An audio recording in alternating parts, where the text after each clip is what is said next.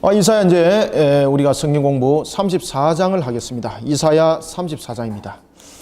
이사야 34장은 이제 33장에 이어서 우리가 이제 계속해서 보겠는데, 하나님을 대적하는 자들은 어떻게 되는가?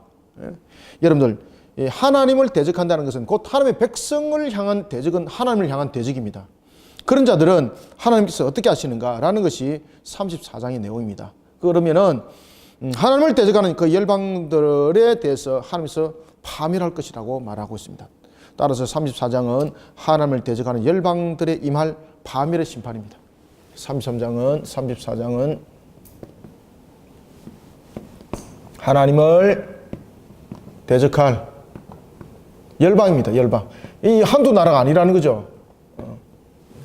이 열방이라는 것은 한두 나라가 아니라는 것입니다. 열방에게 임할 하나님의 심판. 심판은 곧 여러분들 무엇을 그들에게 말해주고 있습니까? 파멸을 말하고, 파멸. 완전히 그냥 끝나버리는 거죠. 파멸을 예고하고 있습니다. 자, 우리가 이제 34장을 보면은 참 재밌는 것이 이제 등장합니다. 그것은 이제 뭔가 하면은 그 이방의 세력들, 특히 이제 이방의 세력들을 이야기를 할 때에 오늘 이 대표적으로 이제 등장하는 한 족속이 있는데 그가 바로 에돔 족속입니다. 여러분들, 에돔은 어디의 족속입니까? 누구의 아들입니까? 예? 야곱이 두 아들 낳지 않습니까? 상둥이를. 그죠? 야곱하고 죄송합니다. 이삭입니다. 이삭. 죄송합니다. 제가 혼란을 일으켰습니다. 죄송합니다. 이삭이 상둥이 야곱은 그 12아들을 낳죠. 그죠? 제가 그냥 여기다 야곱을 쓴다는 것이 그냥 열로 가버렸습니다. 쓰고 나중에 내가 보니까 이상해가지고. 이삭이 두 아들을 낳죠. 그 형이 에돔이었고 동생이 야곱이었습니다. 그런데 성경은 이 두 인물들을 통해서 두 대칭 구도를 설명하고 있죠. 하나님의 택한 백성과 그리고 또한 유기된 부분들을 두 대칭 구조를 통해서 다루고 있는데 오늘 이 내용들을 다루고 있습니다. 그래서 하나님을 대적하는 열방들에 대해서 내용이 나올 때에 이 에돔이 등장합니다. 에돔이. 야곱과 여러분 에돔은 형제입니다. 그죠? 그럼에도 불구하고 이 에돔이 야곱을 공격하는 세력이 되는 거예요.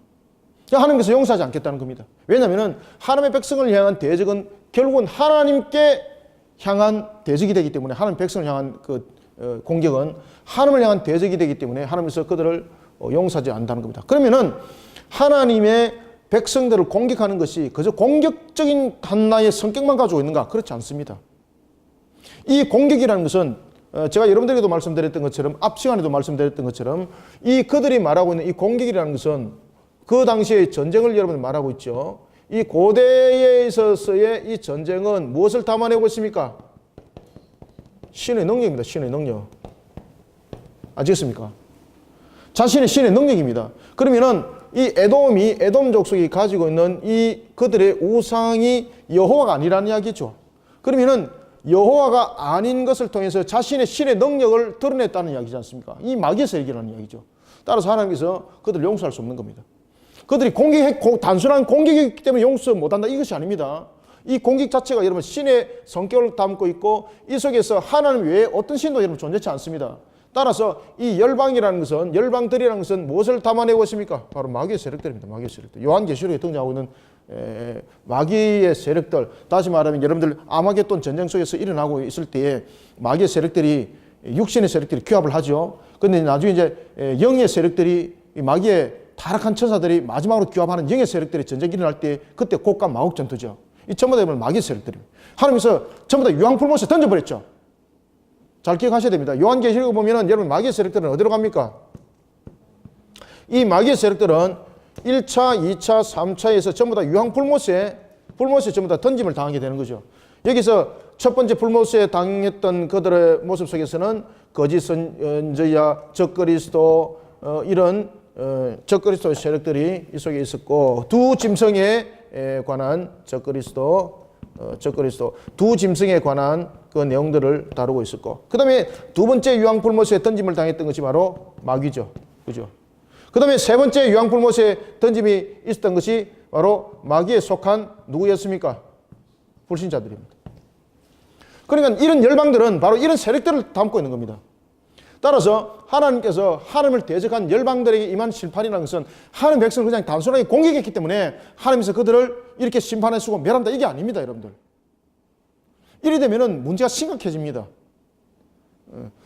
하나님을 향한 그 공격이라는 것은 결국은 그들의 신을 통해서 하나님을 공격한 모습이 되는 거죠. 그러면 여호와를 인정하지 않겠다는 이야기입니다. 그러면 이 신에 대한 세력은 결국은 무엇인가 하면 바로 마귀의 세력들이라는 겁니다. 그러니 하나님께서는 이런 마귀의 세력들은 결국은 전부 다 유황불못에 던짐을 당하게 될 것이라는 것이 34장의 요한계시록과 연결되는 내용입니다. 이 내용이. 어떤 세력도 하나님께서 용서치 않습니다. 자, 34장 자 1절부터 우리가 2절까지 한번 읽어보겠습니다. 시작. 열국이여 너희는 나와 들을지어다. 만국들이여 귀를 기울일지어다. 땅과 땅에 충만한 것 세계와 세계에서 나는 모든 것이여 들을지어다. 대저 여호와께서 열방을 향하여 진노하시며 그들의 만군을 향하여 분내사 그들을 진멸하시며 살육당하게 하셨은즉. 아멘. 그냥 단순한 공격 같으면은 여러분 이렇게 하나님께서 대노하지 않습니다. 그죠? 지금 여기서 말하고 있는 이 공격에 대한 것은 바로 군사적인 행동을 담고 있는 것이고 그 군사적인 행동은 바로 신의 능력을 담아내고 있었습니다. 그러면 그 신의 능력은 바로 뭔가 하면은 마귀의 세력입니다. 이게. 그래서 하나님께서 가나안 땅에 있는 그 6족속들, 7족속들을 하나님께서 전부 다 진멸하라 그러잖아요. 그러면 하나님은 살상을 절개하신다. 이게 아닙니다, 여러분들. 하나님께서 그 가나안 6족속, 7족속을 향해서 하신 말씀은 바로 뭔가 하면은 마귀의 세력들을 말하고 있는 겁니다. 마귀의 세력들은 여러분들 어떤 세력도 잔존 세력이 남아서는 안 됩니다. 그래서 하늘에서 새하늘과 새 땅이 내려올 때에 새하늘과 새 땅이 먼저 내려오고 그들을 처리하는 것 아니죠. 이들을 유황불못의 세력들을 전부 다 던져버리고 새하늘과 새 땅이 내려오는 거죠. 만약에 이들을 세력을 정리하지 못하고 새하늘과 새 땅이 내려오게 되면 새하늘과 새 땅에 평강 없습니다, 여러분들. 또 다른 역사들이 그 속에서 또 다른 하나의 그 부패와 타락들이 그런 음녀의 세력들이 그 속에서 판을 치게 되는 거죠. 그래서 하나님께서 전부 다 썰어버리는 거예요. 마귀의 세력들. 따라서 34장은 어떤 내용을 담고 있는가 하면 하나님을 대적할 열방들이 누굽니까? 바로 마귀의 세력들이죠. 마귀의 세력들은 하나님께서 어떤 관계 속에서도 하나님께서 용서치 않는다는 겁니다. 전부 다 썰어버립니다. 왜 그렇습니까? 진정한 참 평강과 샬롬을 위했습니다. 하나님의 창조의 이제 온전함을 이루기 위한, 완전함을 이루기 위한 그 마지막 작업이 바로 이 모든 악한 세력들을 정리하는 것입니다. 그래서 이 열방은 바로 누굽니까? 하나님의 심판의 대상입니다. 열방은. 하나님을 대적하는 자들. 그래서 이 열방은 바로 우리가 영적으로 말한다면 마귀의 세력들이고, 그리고 우리가 전체적으로 담아내는 것들을 보면은 하나님을 대적하는 자들. 그죠? 하나님께서 그들을 진멸하실 것이다. 살육할 것이다. 그러면서 3절에 이렇게 말씀합니다. 그 살육당하는 자는 내 던진 바 되며 그 사체의 악취가 쏟아오르고 그 피에 산들이 녹을 것이며.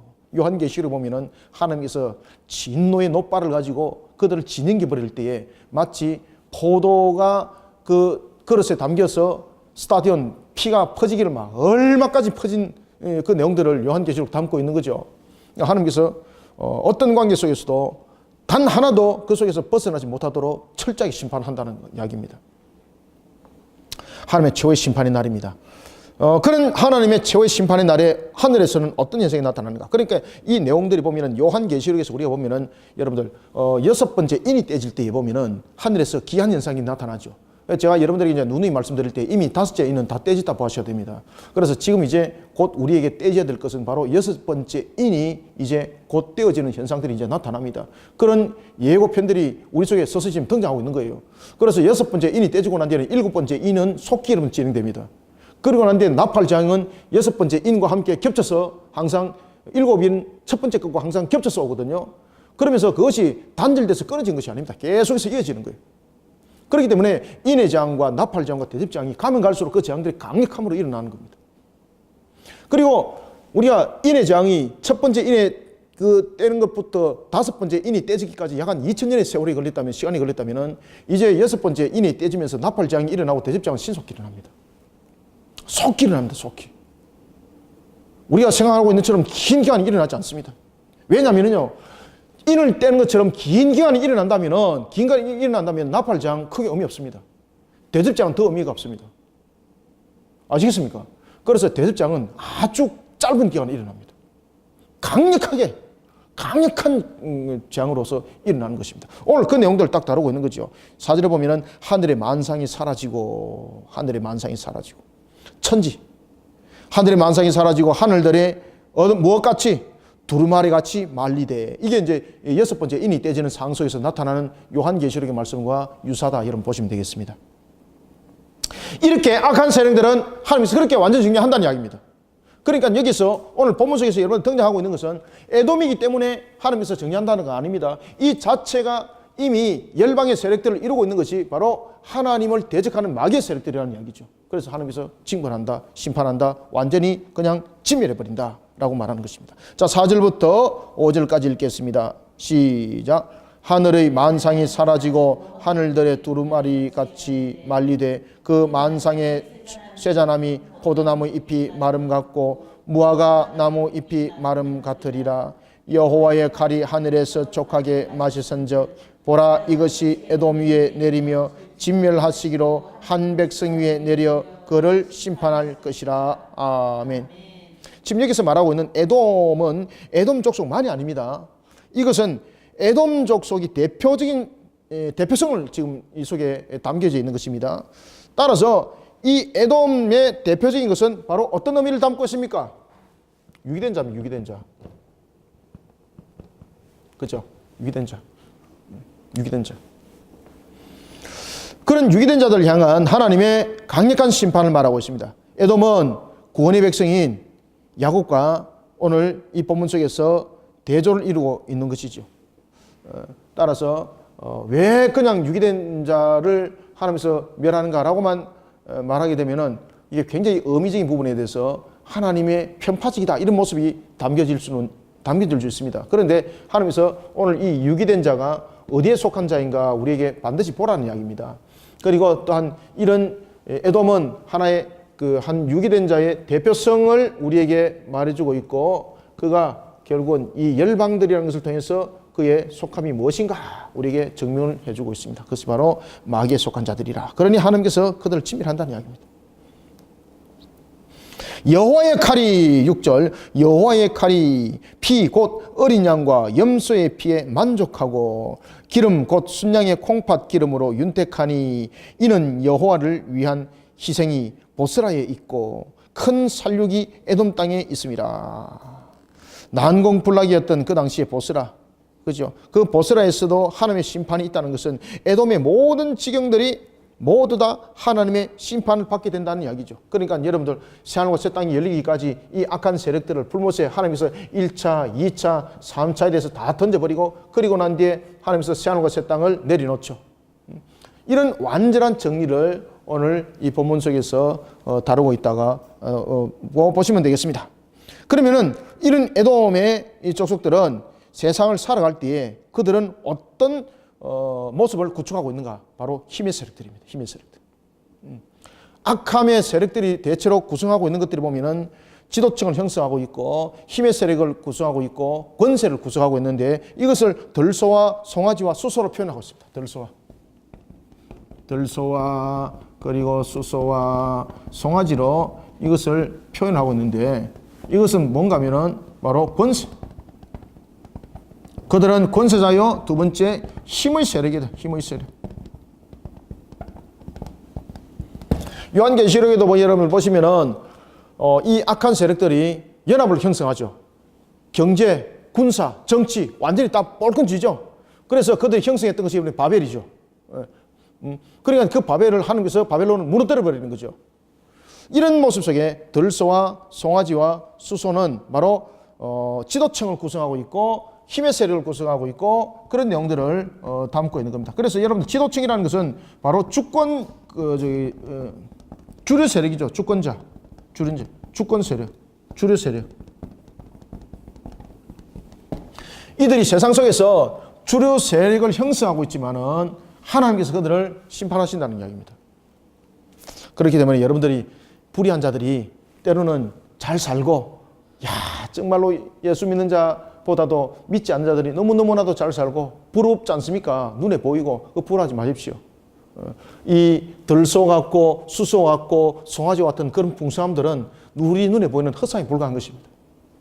그들이 권세자고 그들이 지도층으로서 주류 세력을 이루고 있고 힘의 세력을 구성하고 있을지라도 우리가 그것을 부러워하는 자가 아니라 우리는 이들이 보복의 날에 하나님으로부터 철저히 멸망을 당할 것이고 우리는 하나님으로부터 일으킴을 받는다는 것을 여러분들이 아시고 오늘도 하나님의 은혜 속에 신앙 속에 바르게 세워나가는 우리 모습들이 되기를 소망합니다. 그래서 우리가 7절을 우리가 다시 한번 더 읽겠습니다. 시작.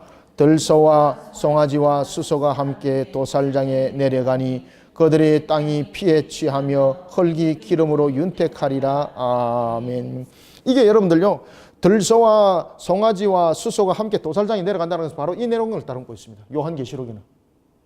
그리고 이 마귀의 세력에 대해서 하나님께서는 진멸할 때에 어떤 것들도 피하지 못하도록 하나님께서 강력함을 일으킨다는 이야기입니다. 그러니 저와 여러분들이 부러워할 것은 항상 하나님의 신앙을 부러워해야 됩니다. 그래서 우리가 세속적인 것들을 부러워하지 마십시오. 저도 간간히 그런 소리 듣습니다. 아, 목사님, 참 어째 예수 믿지 않은 자들은 어떻게 그렇게 잘 살 수 있어요? 제 모습을 돌아보면은 정말로 부럽기가 거지없어요 라고 말하지만은 그 모습 속에서 마귀가 우리를 여러분 미혹하고 우리를 넘어뜨리고 있습니다. 아시겠습니까? 그 모습을 보이면서 우리를 하여금 마귀는 자신의 능력을 보게 하고 자신의 능력 속에 무릎 꿇게 합니다. 절대 여러분 그 신앙 속에 여러분 무릎 꿇고 넘어지는 자 되면은 다시는 돌아오지 못합니다. 그들은 결국은 들소와 수소와 송아지인데 어디로 갑니까? 도살장 갑니다. 도살장. 하나님께서 하나도 남김없이 전부 다 도살장으로 다 보내버린다는 겁니다. 도살장에서 여러분 살아 돌아온 거 봤습니까? 도살장에서 살아 돌아온 거 못 봤습니다. 그래서 하나님께서 철저히 심판해 버리겠다. 그러면서 하나님께서 이렇게 말씀하세요. 무슨 날이다? 보복의 날인데 참 재밌습니다. 이것이 하나님께서 보복의 날이 되게 하시고 이게 요한계시록에도 나타납니다. 두 번째 무슨 날이다? 신원. 그죠? 보복의 날이고 피의 신원의 날이죠. 신원하는 날. 요한계시록 보면은 인을 뗄 때에 이제 다섯 번째 인을 떼실 때에 인의 장면 속에서 어떤 내용을 담고 있는가 하면 이렇게 말합니다. 주님이여 언제 이나이까? 그러면 새하늘과 새 땅이 열리는 마지막 종말의 심판이 언제입니까? 라고 말하니까 말하기를 이렇게 말합니다. 너희들의 동무의 종의 그 수가 차기까지다. 조금만 기다리라. 조금만 기다리라. 그때에 여러분들 보십시오. 요한계시록 6장 한번 봅시다. 다섯 번째 인이 떼집니다. 다섯 번째 인이 떼지면서 이 죽임을 당한 순교자들이 신원의 소리가 들립니다. 우리 원수를 빨리 갚아주십시오. 그러니까 하나님께서 말씀하십니다. 무슨 말씀을 하시는가? 요한계시록 6장 9절부터 11절 6장입니다. 6장 9절부터 11절 다섯째 인을 떼질 때 한번 읽어보겠습니다. 시작. 다섯째 인을 떼실 때에 내가 보니 하나님의 말씀과 그들이 가진 증거로 말미암아 죽임을 당한 영혼들이 제단 아래에 있어. 이 순교자들이죠. 자, 10절 11절 시작. 큰 소리로 불러 이르되 거룩하고 참되신 대주제여 땅에 거하는 자들을 심판하여 우리 피를 갚아주지 아니하시기를 어느 때까지 하시나이까 하니. 스톱. 이게 신원하는 거. 그러니까 하나님께서 뭐라고 말씀하십니까? 곧 갚아주겠다. 곧 갚아주겠다. 자, 11절 읽습니다. 시작. 각각 그들에게 흰 두루마리를 주시며 이르시되 아직 잠시 동안 쉬되 그들의 동무 종들과 형제들도 자기처럼 죽임을 당하여 그 수가 차기까지 하라 하시더라. 아멘. 그 신은 갚아주는 날이란 말이에요. 날이라. 아시겠습니까? 신혼을 갚아주는 날, 보복하는 날, 신혼을 갚아주는 날이 너희들에게 오리라. 그러니 세상 부러워하지 마십시오. 하나님께서 오늘도 우리를 통해서 이렇게 세우시고 만들어가는 속에서 항상 감사하시고 저 불의한 자들이 취하고 있는 그 물질을 가지고 부러워하지 마시고, 야, 누구는 비트코인을 해가지고 말이지 수십억을 벌었다는데 부러워하지 마시고 결국은 어디를 간다? 도살장 갑니다. 도살장. 도살장 가는 자들입니다. 이게 이 마귀들이 일궈놓던 그런 경제 구조 속에 우리는 단 한 말도 내디뎌서는 안 됩니다. 여러분들요. 그래서 이사야가 말합니다. 이사야서는 말합니다. 이것은 여호와께서 보복하시는 날이요 시온의 송사를 위하여 신원하시는 해라. 자, 9절부터 10절까지 한번 읽어보겠습니다. 시작. 에돔의 시내들은 변하여 역청이 되고 그 티끌은 유황이 되고 그 땅은 불붙은 역청이 되며 낮에나 밤에나 꺼지지 아니하고 그 연기가 끊임없이 떠오를 것이며 세세에 황무하여 거리로 지날 자가 영영이 없겠고. 아멘. 특히 이제 9절에서 보면은 에돔의 시내들은 변하여 역청이 될 것이고 그 티끌은 유황이 되고 그 땅은 불붙은 역청이 되리라. 이것이 여러분 바로 뭔가 불바다입니다. 불바다. 유황불무. 불바다 아시겠습니까? 불바다. 하나님께서 불바다를 만들어 버리겠다는 이야기입니다. 그런데 이 34장은 특히 이제 우리가 요한계시로 보면은 인에 대한 재앙과 그리고 또한 우리에게 이제 장차 임할 그 이 사건들을 함께 우리에게 예언의 말씀으로 함께 주고 있다고 여러분 보시면 되겠습니다. 그러니 그들의 어떤 모습도 들소의 모습도 불허하지 말고 수소의 모습도 불허하지 말고 송아지 모습도 불허하지 마라. 그들은 도살장 갈 자들이다. 도살장 갈 자들이다. 낮에나 10절 보세요. 낮에나 밤에나 꺼지지 아니하는 불. 그죠? 그것이 유황불무 불바다예요. 불바다. 낮에나 밤에나 꺼지지 아니하고 10절 그 연기가 끊임없이 떠오를 것이며 세세에 황무하며 거리로 지날 자가 영영이 없겠고. 자, 11절과 12절 한번 읽읍시다. 시작. 당아새와 고슴도치가 그 땅을 차지하며 부엉이와 까마귀가 거기에 살 것이라. 여호와께서 그 위에 혼란의 줄과 공의의 줄을 들이우실 것인저 그들이 국가를 이으려 하여 귀인들을 부르되 아무도 없겠고 그 모든 방법도 없게 될 것이요. 아멘. 지금 12절에 보면은 지금 자신들의 그 세력을 형성했던 그리고 자신의 주변에 힘이 되어줄 자들을 이제 동맹을 취하기 위해서 부릅니다. 그런데 아무도 도울 자가 없더라. 왜 그렇습니까? 모두 다 함께 다 지금 던짐을 당했기 때문에. 그래서 열방들 11절에 보시면요 당아새, 고슴도치, 부엉이, 까마귀 이 내용들을 담고 있는 것은 뭔가 하면은 지금 사람이 등장하지 않습니다. 지금 사람이 살아가야 될 곳에 당아새, 고슴도치, 부엉이, 까마귀가 그 땅에 주인이 되는 겁니다. 왜? 그들은 어디로 다 갔기 때문에? 전부 다 도살장으로 다 갔기 때문에. 그냥 단 하나도 예외 없이 안 남겨둔다는 이야기입니다. 하나님께서. 그러면서 11절 하반절에 보면은 혼란의 줄과 공의의 줄을 들이울 것이다. 이게 뭔가 하면은요. 하나님께서 그들을 무엇 갖고 심판하는가 하면은 하나님께서 그들을 그저 유기된 자로 여기기 때문에 심판하는 것이 아니라 이 유기된 자 속에서 나타나는 것이 여러분 뭔가 하면은 하나님의 공의의 추. 공의의 추와 그리고 추뿐만 아니라 뭡니까? 혼란의 줄이죠. 그죠? 줄. 추는 우리가 수직을 바로 확인하는 것이라면은 줄은 무엇입니까? 수평이죠. 그러면은 하나님의 정의와 그리고 하나님의 공의에 그들이 맞는지 안 맞는지 딱 대보는 거예요. 그러니 결국은 하나님의 정의 속에 공의 속에 수직이 이미 특히 이제 이사야서에서 그 이야기를 우리에게 재미나게 다루고 있죠. 옆걸음 치는 거, 개걸음 치는 그런 모습이 되어 있고 수평을 달아봐도 수직을 달아봐도 하나님의 정의와 공의 속에 아무것도 안 맞더라는 겁니다. 그러면 그들의 모습은 어디에 담겨져 있는 모습이 됐는가? 결국 여러분들 마귀에게 딱 잣대가 딱 가가 있더라는 것입니다. 그래서 하나님께서는 이 수직과 수평을 가지고 그들 다 채봤다는 이야기입니다. 그냥 불못에 던진 것이 아니라는 이야기입니다. 그러니까 하나님께서 우리가 볼 때는 그냥 하나님께서 그냥 던진 것 같이 우리가 생각을 하고 있는데 세상엔 또 그렇게 말을 하고 있지만 절대 그렇지 않다는 겁니다. 이 들소와 수소와 송아지도 무엇으로 달아봤다? 하나님께서 수직과 수평을 다 달아봤다는 이야기입니다. 왜? 요한계시록에서 우리가 무엇으로 심판받습니까? 무슨 책으로? 그렇죠. 행위의 책으로 심판받는 거죠. 이때 행위의 책으로 심판받을 때에 수직과 수평을 다 달아보고 다 전부 다 펴보는 거죠. 이 속에서 안 맞기 때문에 전부 다 탈락인 것이죠. 그죠?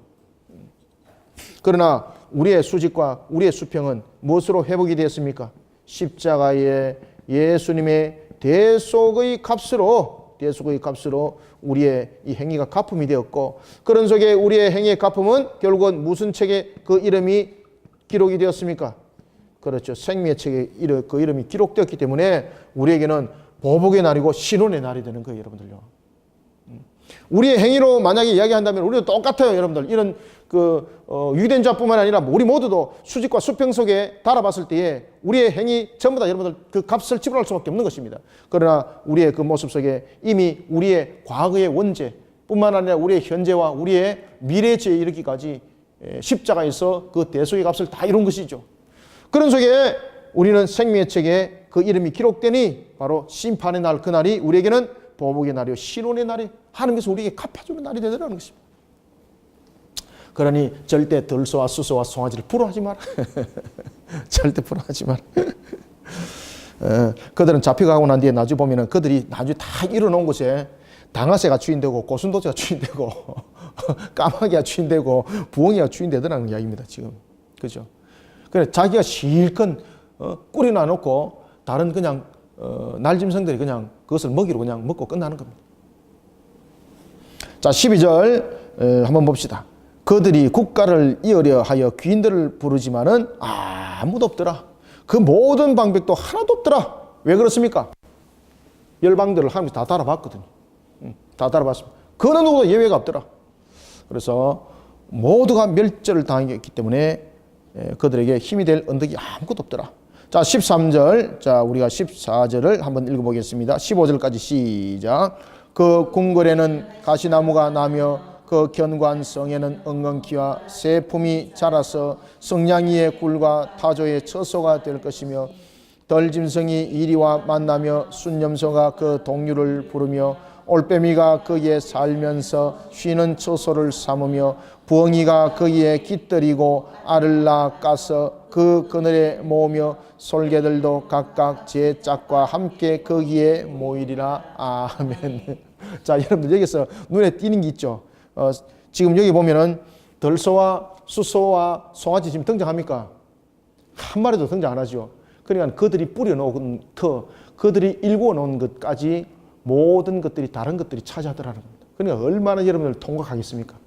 여러분 절대 불화하지 마십시오. 우리는 여러분들 뿌려놓은 것이 우리의 결실로 나타나야 되고 우리의 영혼이 누릴 것으로서 일어나는 것이 정말로 그것이 축복인 거죠. 정말로 내가 읽어놓은 것이지 축복인 것처럼 보이다가 내가 그것을 누리지 못하고 결국 남겨놓고 나는 도산장에 가버리고 그리고 난 뒤에 그 있는 것은 당아새가 차지하고 부엉이가 차지하고 까마귀가 차지하고 덜짐승이 차지하고 이런 모습이 되더라는 이야기입니다.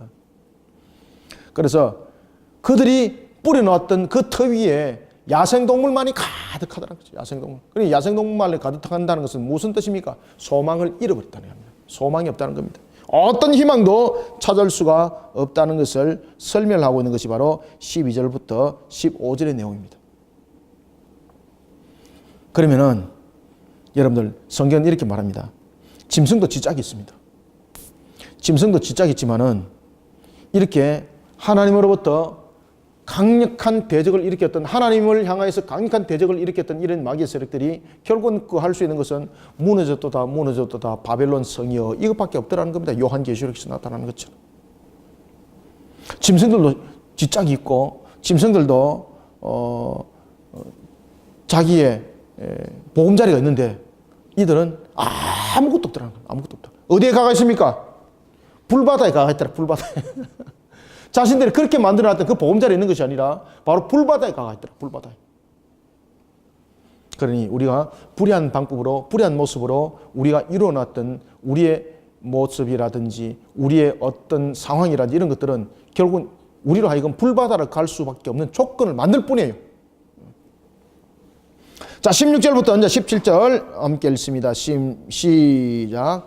너희는 여호와의 책에서 찾아 읽어보아라. 이것들 가운데서 빠진 것이 하나도 없고 제짝이 없는 것이 없으리니 이는 여호와의 입이 그를 명령하셨고 그의 영이 이것들을 모으셨음이라.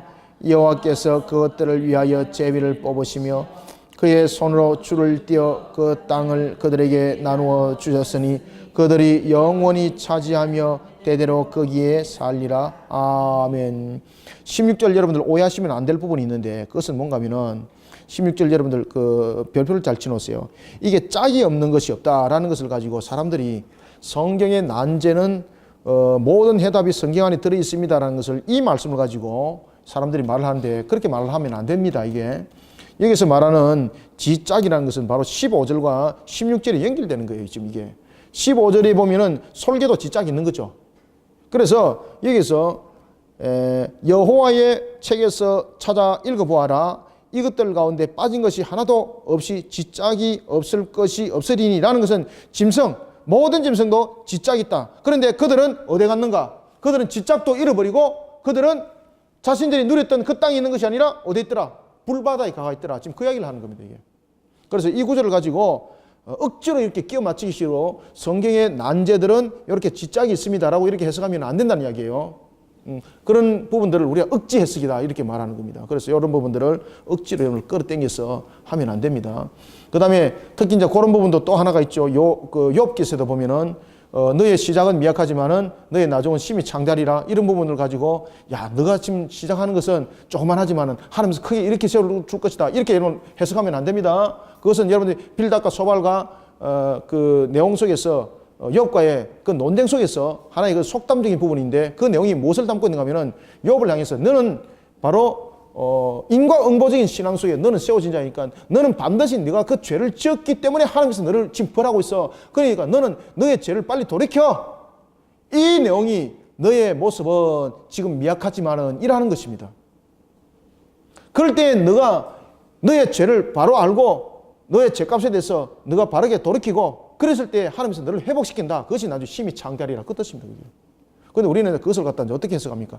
지금은 우리가 시작한 것은 조금 부족한 부분들이 있지만 나중에 하나님께서 크게 만들어줄 것이라 라고 말하는 욥기서의 인용을 그렇게 하면은 안 맞다는 이야기입니다. 우리가 이제 그렇게 이제 그 짜맞추기 식으로 이렇게 하는 그 해석을 하는 것들이 종종 많죠, 그죠? 그뿐만이 아니고 나중에 이제 말라기서에 보면 11조 관계도 이제 그런 내용들이 담고 있습니다. 그러니까 우리가 성경을 해석을 할 때도 그런 짝들을 잘 맞춰야 되는 것입니다. 그러니까 이 부분도 그렇게 억지로 맞추면 안 된다는 거죠. 성경의 난제에 대해서 해답이 성경에 들어있다라는 것으로서 주장하면 안 됩니다. 이 구절은 절대 그것을 지지하고 있지 않습니다. 이 구절은 바로 에돔의 황폐함을 하나님께서 어떻게 만드셨는가 보라는 것이고 그리고 에돔의 황폐함 속에서도 각종 들짐승과 새들은 짝이 떨었다. 짝이 떨어는 겁니다. 그러니 이 내용은 어떤 내용을 담고 있는가 하면 하나님의 말씀이 반드시 이루어짐을 너희들은 보라는 이야기입니다. 하나님의 말씀이 반드시 이루어짐을. 그래서 여호와의 책에서 찾아 읽어보아라. 이것들 가운데서 빠진 것이 하나도 없고 지짝이 없는 것이 없으리니 라는 것은 앞에 15절, 14절 이 내용들을 다 담고 있는 겁니다. 이것을 설명하는 겁니다. 그러니까 결국은 이 내용은 무엇입니까? 하나님의 말씀이 반드시 이루어진다는 것이죠. 이것을 너희들은 반드시 보고 기억하라는 겁니다. 그러면서 이제 17절 말합니다. 여호와께서 그것들을 위하여 제비를 뽑으시며 여기서 여호와께서 그것들을 위해서 제비를 뽑는다는 것은 누가 역사의 주권자인가? 그들이 스스로 권세자라고 말하고 있었고 들소와 수소와 송아지를 통해서 스스로 힘의 세력이라고 말하고 있었고 자신들이 주권자고 주류 세력이라고 말하고 있지만 하나님께서 뭐라고 말씀하십니까? 그들은 아니라는 겁니다. 그래서 17절에 보면은 여호와께서 그것들을 위하여 제비를 뽑으셨다는 것은 역사의 주권자가 누군가라는 것을 하나님께서 말씀하고 있습니다. 누구라는 이야기입니까? 역사의 주권자는 하나님이시다. 하나님이시다. 역사의 주권자. 역사의 주권자는 바로 하나님이시다. 에돔이 아니라는 거죠. 하나님이시다. 그리고 대대로 거기에서 살리라 라는 것을 통해서 하나님께서 이뤄놓으신 그 왕국을 통해서 우리가 살아갈 것이고 우리가 그 거처를 둘 것이지 어떤 자신들의 들소와 수소와 송아지라고 자랑 삼는 그들이 결정했던 그것이 자신들이 거할 영원한 처소가 아니라는 겁니다. 오늘도 우리가 이 34장을 통해서 하나님께서 주신 이 말씀을 우리가 삶과 잘 간추리면서 우리가 항상 이 신앙들이 종말을 바라보는 신앙들이 되어야 되는 거예요. 이 종말을 바라보는 신앙이 되지 못하니까 이와 같이 들소와 수소와 송아지 같은 자들한테 미혹당하기도 하고 부러워하기도 하고 이런 모습 속에 우리가 상처받기도 하는 거예요. 오늘도 우리는 항상 우리가 종말의 신앙을 가지고 이 종말의 관점을 가져야 됩니다. 이 종말의 신앙이 너무나도 중요한 거죠. 우리는 이 종말의 신앙을 가지고 우리를 오늘도 하나님의 공의의 추와 그 줄에 우리의 모습들이 바로 세워졌는가를 우리가 스스로의 모습 속에 달아보고 세워져야 되는 것입니다. 그러기 위해서는 결국은 하나님의 말씀이 우리의 공의 추가 되어야 되는 것이고 하나님의 말씀이 우리의 이 하나의 줄이 되어야 되는 것입니다. 그럴 때에 우리의 의지와 우리의 어떤 결정이 수반이 됨에도 불구하고 항상 우리가 성령에 붙들리는 성령 충만한 사람이 되어서 하나님의 공의와 그 정의의 잣대와 줄에 우리가 세워질 수가 있는 겁니다. 성령 충만한 사람은 무엇입니까? 내 자를 십자가의 못을 받고 내 자로서 말하는 것이 아니라 내 자를 나의 모습을 하나님의 모습의 십자가 아래 나를 굴복시키는 것, 복종시키는 것, 이것을 우리가 성령 충만한 삶이라고 말하고 있는 것입니다. 그러니 우리가 마지막 종말의 신앙 속에서 나를 성령 충만한 사람으로 자신을 세워나가는 우리 모든 성도들이 다 되시기를 소망합니다.